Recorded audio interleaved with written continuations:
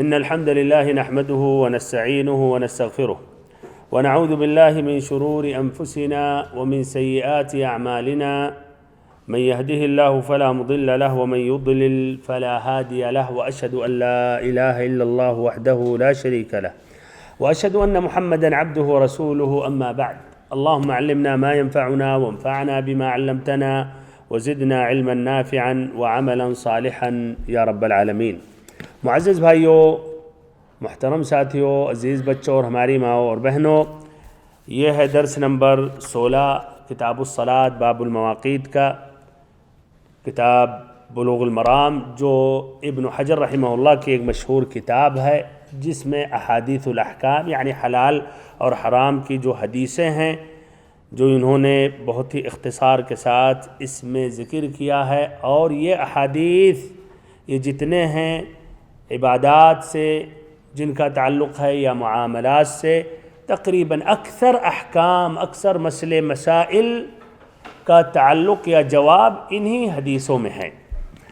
درس نمبر یہ 16 ہے اور حدیث نمبر 17 ہے۔ حدیث ایک مرتبہ پیش کر رہا ہوں۔ عن جبیر ابن مطعم رضی اللہ عنہ قال قال رسول اللہ صلی اللہ علیہ وسلم یا بنی عبد مناف لا تمنعوا احدا طاف بهذا البيت وصلى أية ساعة شاء من ليل أو نهار رواہ الخمسہ وصححہ الترمذی وابن حبان۔ حدیث کا ترجمہ، جبیر بن مطعم رضی اللہ عنہ اس حدیث کے راوی ہیں، کہتے ہیں نبی صلی اللہ علیہ وسلم نے فرمایا کہ اے عبد مناف کی اولاد، بیت اللہ کا طواف کرنے والے اور اس میں نماز پڑھنے والے کسی شخص کو نہ روکو، خواہ وہ شب و روز، خواہ وہ دن اور رات کی کسی گھڑی میں یہ کام کرے۔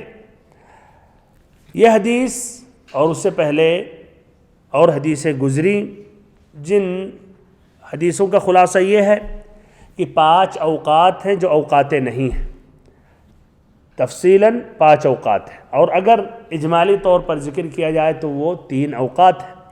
تو ان 5 اوقات میں یا 3 اوقات میں نفلی نماز نہیں پڑھنی چاہیے، اور مراد نفلی نمازوں سے نفل مطلق، لیکن وہ نمازیں جن نمازوں کا سبب ہے، جیسے تحیۃ المسجد یا ایسے ہی طواف کے بعد جو 2 رکعت پڑھی جاتی ہے، تو وہ ان اوقات نہیں میں پڑھ سکتے یا نہیں پڑھ سکتے ہیں؟ پڑھ سکتے ہیں صحیح قول کے مطابق۔ ایسے ہی ان 5 اوقات میں سے 3 اوقات ہیں جس میں مردوں کو دفن کرنے سے بھی منع کیا گیا۔ وہ 3 اوقات کون سے ہیں؟ سورج طلوع ہونے سے لے کر یہاں تک کہ طلوع ہو جائے، ایسے ہی سورج جب ڈوبنے لگے یہاں تک کہ مکمل طور پر ڈوب جائے، اور ایسے ہی ظہر کی اذان سے پہلے، زوال سے پہلے۔ تو اس میں مردوں کو دفن کرنے سے بھی منع کیا گیا، اور اگر کوئی شخص دفن کر رہا ہے اور یہ ٹائم داخل ہو جائے تو کچھ انتظار کر لینا بہتر ہے، اس حدیث پر عمل کرتے ہوئے۔ اب بات پہنچی تھی اس حدیث کی روشنی میں، جبیر بن مطعم رضی اللہ عنہ کی حدیث کی روشنی میں جو پہلا سبق ہے، اس سبق کے متعلق، اور ٹائم ختم ہو گیا تھا تو پھر سے دہرا رہا ہوں۔ پہلا سبق، پہلا فائدہ یہ ہے کہ اوقات نہیں میں سے اوقات نہیں ممنوع جو اوقات ہیں جس میں نوافل پڑھنے سے نبی صلی اللہ علیہ وسلم نے منع کیا، جو 5 اوقات ہیں، ان اوقات میں سے طواف کی جو 2 رکعت ہے یہ مستثنی ہے۔ تو اگر فجر کی نماز کے بعد وقت نہیں ہے، آپ نے طواف کیا اور ابھی بھی سورج نہیں نکلا، تو 2 رکعت طواف کی یہ 2 رکعت پڑھ سکتے یا نہیں؟ پڑھ سکتے۔ عصر کی بعد پڑھ سکتے ہیں، ظہر سے پہلے، زوال سے پہلے، اور ختم کیا آپ نے پڑھ سکتے ہیں۔ اور اسی پر اہل علم نے قیاس کیا کہ اور وہ نمازیں جن نمازوں کا سبب ہے، جیسے تحیۃ المسجد، اور ایسے ہی اس کے علاوہ اور بھی مثالیں دی گئی تھی۔ یہ قول اکثر اہل علم کا ہے، یہی مشہور ہے حنابلہ کے نزدیک۔ اور ایسے ہی ایک دوسرا مسئلہ ادھر یہ ہے، کچھ اہل علم نے کہا کہ مکہ مستثنی ہے، تو مکہ کے لیے یہ حکم عام ہے، یعنی مکہ کے لیے یہ خاص حکم ہے، مکہ کے لیے یہ حکم خاص ہے کہ مکہ میں اوقات نہیں ہے، اوقات نہیں یہ نہیں ہے، ممنوع وقت نہیں ہے وہاں، مکہ میں آپ 24 گھنٹے پڑھ سکتے ہیں۔ ان کی دلیل کیا ہے؟ انہوں نے کہا وصلی، اس نے نماز پڑھی، تو کہتے ہیں مطلق ہے کوئی بھی نماز مکہ میں، لیکن راجح مسئلہ کیا ہے کہ مکہ بھی اور شہروں کی طرح ہے، وہاں بھی اوقات نہیں ہیں، وہاں بھی ممنوع اوقات ہیں، وہاں نمازیں نہیں پڑھنی چاہیے۔ ان نمازوں میں سے اس حدیث میں طواف کی 2 رکعت کو مستثنیٰ کیا گیا، نہ کہ مکمل مکہ، صرف 2 رکعت طواف کا۔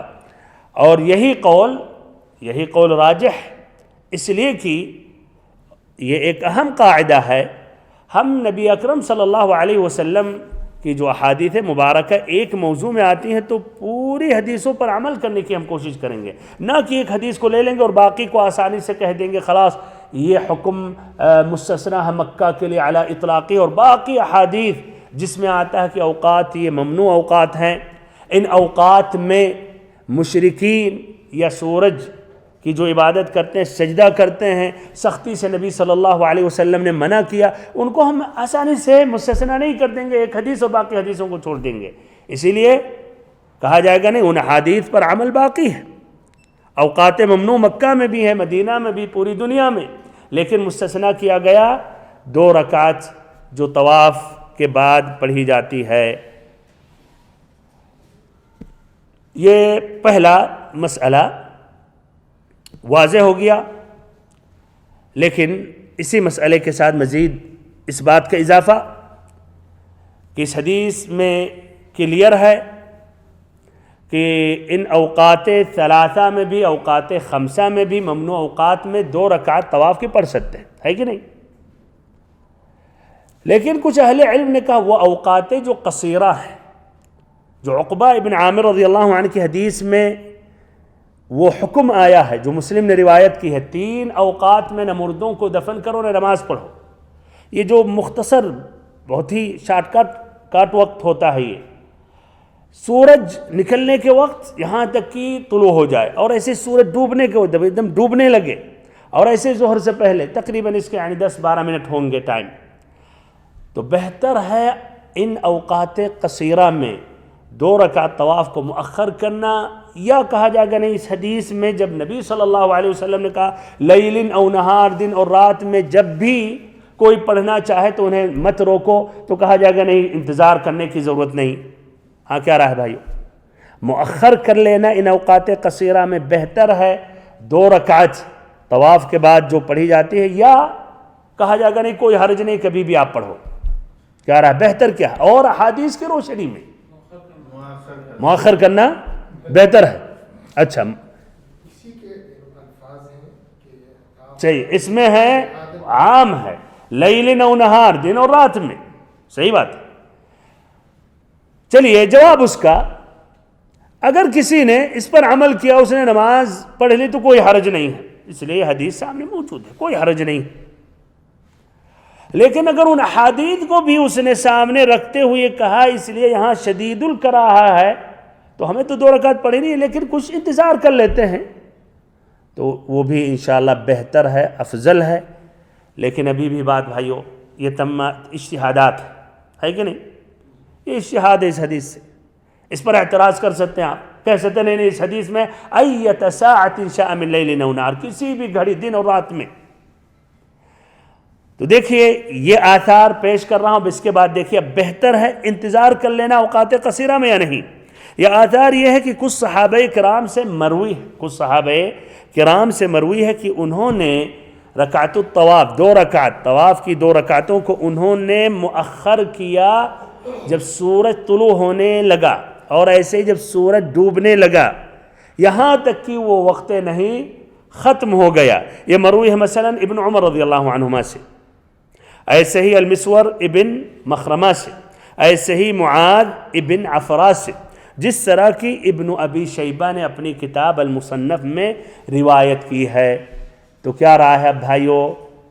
اوقات نہیں قصیرہ میں پڑھ لینا بہتر ہے یا مؤخر کر لینا بہتر ہے؟ مؤخر کر لینا بہتر ہے، اس لیے صحابہ کرام نے ایسا کیا، اور اس مسئلے میں حدیثیں بھی ہیں، تو اس طرح جائز تو ہے لیکن مؤخر کر لینا بہتر ہے، واللہ اعلم۔ اب ادھر دوسرا فائدہ یا تیسرا کہیے، سوال کر رہا ہوں، نماز کے کچھ اوقات نہیں ہیں، ممنوع اوقات ہے کہ نہیں، لیکن کیا طواف کے بھی کچھ ایسے اوقات ہیں کہ اوقات نہیں ہیں جس میں طواف نہیں کرنا چاہیے؟ نہیں، طواف کیا کوئی وقت نہیں ہے، 24 گھنٹے میں آپ پڑھ سکتے ہیں، نہ کہا جائے گا کہ نہیں سورج طلوع ہونے کے وقت رک جائیں، ایسا نہیں، یا سورج ڈوبنے کے وقت۔ یہ مسئلہ کس کے لیے؟ نماز کے لیے۔ تو نماز کے لیے اوقات نہیں ہے اور طواف کے لیے نہیں ہے، اور اس کی دلیل کیا ہے؟ اسی حدیث میں۔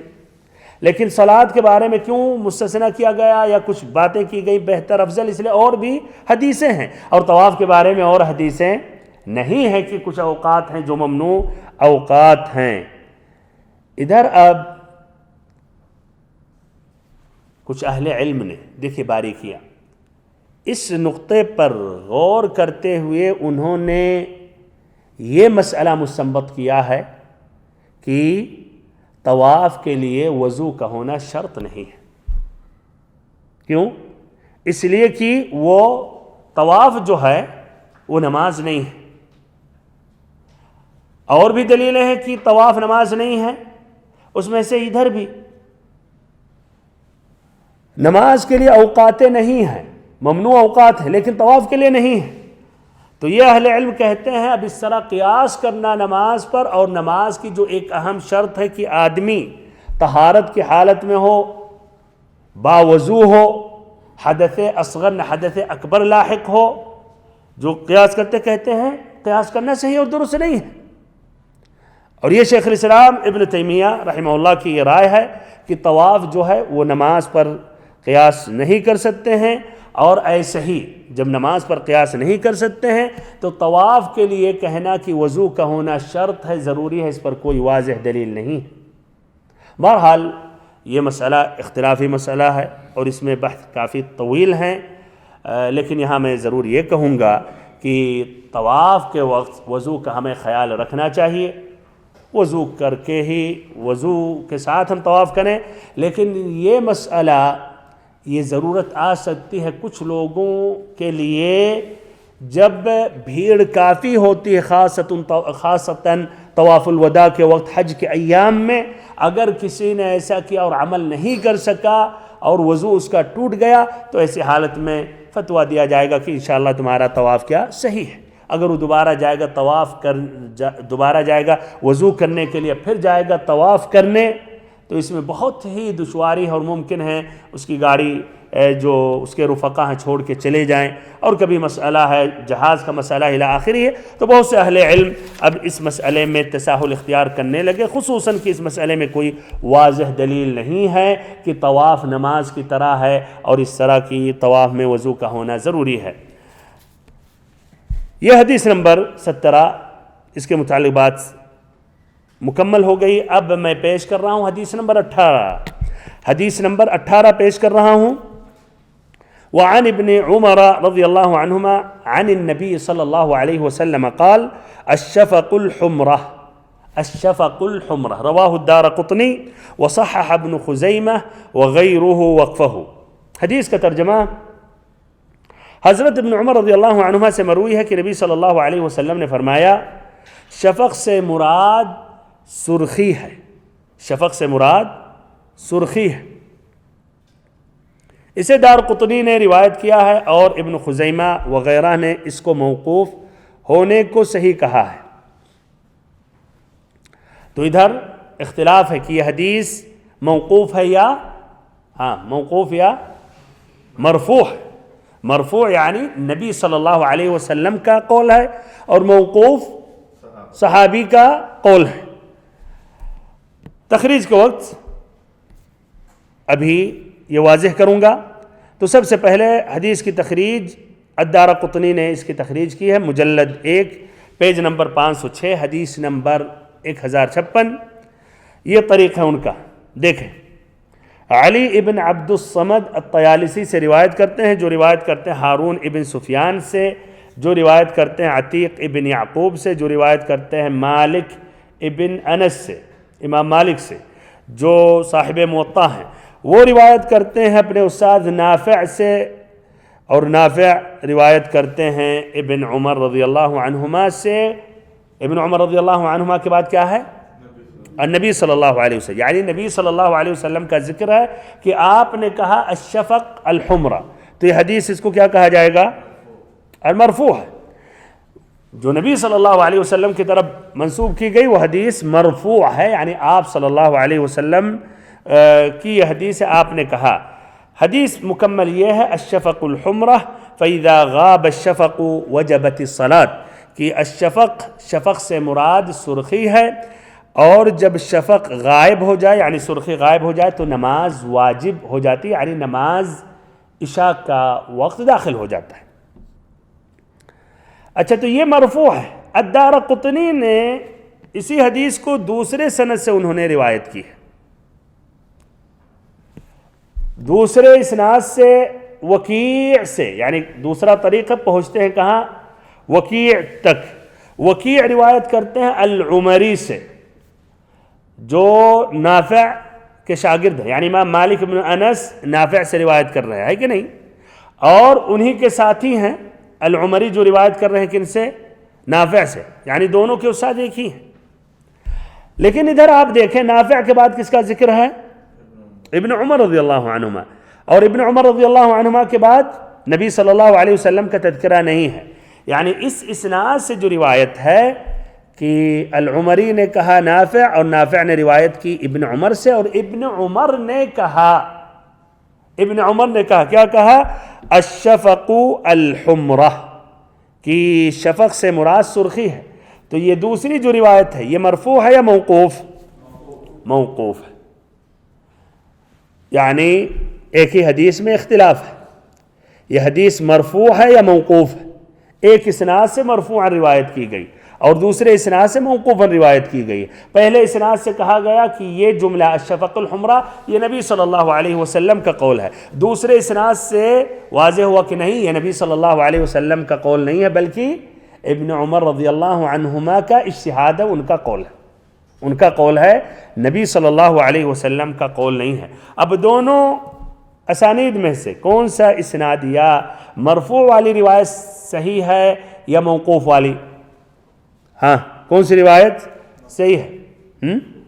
مرفوع والی صحیح. کیوں مرفوع والی؟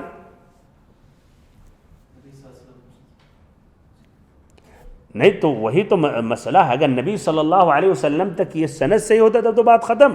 لیکن اشکال ہے کہ کیا یہ نبی صلی اللہ علیہ وسلم تک یہ بات پہنچی یا نہیں.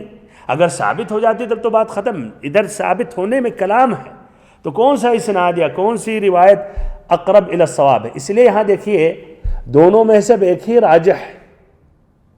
خلل روات الاسناد میں ہے کہ کچھ روات کے اندر ابن عمر رضی اللہ عنہ کا تذکرہ آیا، اور غالباً ابن عمر نبی صلی اللہ علیہ وسلم سے روایت کرتے ہیں، تو انہوں نے اپنے سے نبی صلی اللہ علیہ وسلم کا نام بڑھا دیا، جبکہ وہ حقیقت میں ابن عمر رضی اللہ عنہما کا قول ہے.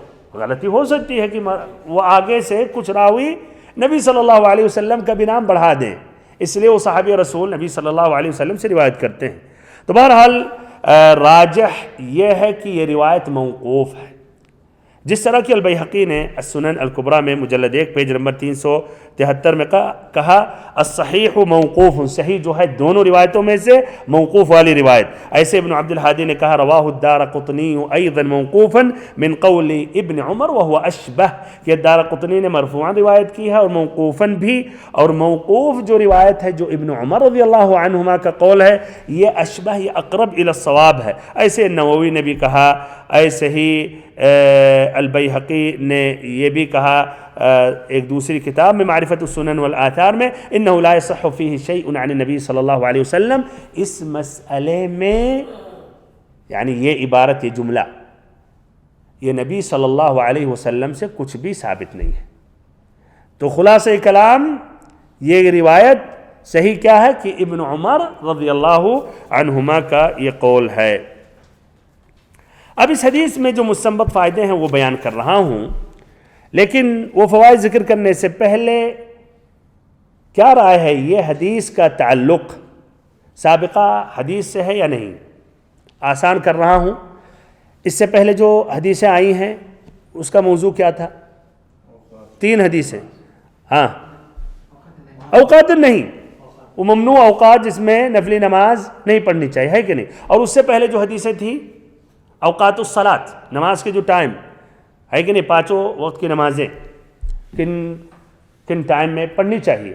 اب سوال یہ ہے اس حدیث کا تعلق اوقات الصلاۃ سے ہے یا اوقات النہی سے ہے؟ اس حدیث کا تعلق اوقات النہی سے ہے، کیسے؟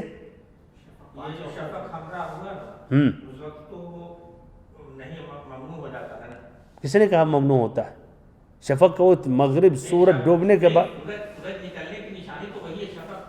نہیں، آپ شفق کا تب غلط سمجھ رہے ہیں۔ شفق سورج ڈوبنے کے بعد جو سرخی باقی رہتی ہے یہاں تک کہ عشاء کا وہ داخل ہوتا ہے، سورج ڈوبنے سے پہلے والا سرخی لال وہ مراد نہیں ہے۔ اچھا، تو اس حدیث کا تعلق اوقات النہی سے زیادہ ہے یا اوقات الصلوات سے؟ اوقات الصلوات سے ہے۔ تو اس حدیث کا تعلق اوقات الصلاۃ سے ہے، اس لیے جب شفق غائب ہو جاتا ہے تو مغرب کا وقت ختم ہو جاتا ہے اور عشاء کا وہ داخل ہو جاتا ہے۔ پھر سے ایک مرتبہ، شفق سے مراد سورج ڈوبنے کے بعد جو سرخی ہوتی ہے، سورج ڈوبنے کے بعد بھی اس کی نشانیاں باقی رہتی ہیں، یہ اس کو شفق کہا جاتا ہے۔ اور تقریباً سورج ڈوبنے کے بعد سے لے کر یہ شفق غائب ہونے تک 1 گھنٹہ 20 منٹ اتنا ٹائم لگتا ہے۔ تو یہ مراد ہے الشفق سے۔ تو اس حدیث کا تعلق حقیقت میں اوقات الصلاۃ سے ہے۔ تو اگر ابن حجر رحمہ اللہ اس حدیث کو وہاں بیان کرتے یا ان حدیث کے بعد تو یہ زیادہ بہتر ہوتا، واللہ اعلم۔ اب بہرحال اس حدیث سے جو فائدے ہیں وہ بیان کر رہا ہوں۔ اس میں ایک اہم فائدہ ہے، وہ کیا ہے کہ اس حدیث میں الشفق کی تفسیر، شفق کا معنی مطلب بیان کیا گیا، شفق کا معنی مطلب بیان کیا گیا ہے۔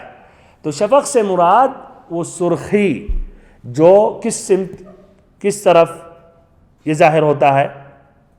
کس طرف؟ مغرب کی طرف، مغرب کی طرف، پچھم کی طرف۔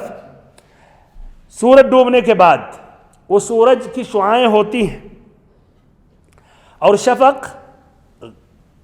شفق غائب ہونا یہ علامت ہے کہ مغرب کی نماز کا وقت ختم ہو گیا اور عشاء کا وقت شروع ہو گیا۔ جس طرح کی عبداللہ ابن عمرو ابن العاص رضی اللہ عنہما کی حدیث میں گزری شروع میں باب المواقیت میں، جس میں اوقات الصلاۃ، جس میں 5 اوقات یا 5 نمازوں کا اوقات بیان کیا گیا، اس میں کیا ہے؟ وَوَقْتُ الْمَغْرِبِ مَا لَمْ يَغِبِ الشَّفَقِ، اور مغرب کا وقت کب تک ہے؟ یہاں تک کہ شفق غائب نہ ہو جائے۔ اور اس حدیث میں ابن عمر رضی اللہ عنہما نے تفسیر کیا الشفق الحمرہ، یعنی عبداللہ ابن عمرو ابن العاص رضی اللہ عنہما کی حدیث میں ہے کہ مغرب کا آخری وقت کیا ہے؟ شفق کا غیاب ہو جانا۔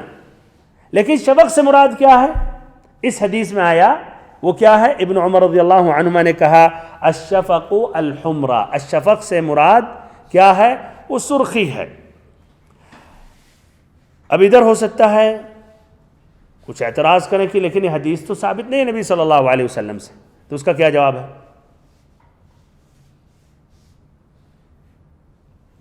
ہاں، نبی صلی اللہ علیہ وسلم ثابت نہیں ہے تو ابن عمر کی قول ہی ہمارے لیے کافی ہے۔ بہت صحیح، ماشاءاللہ۔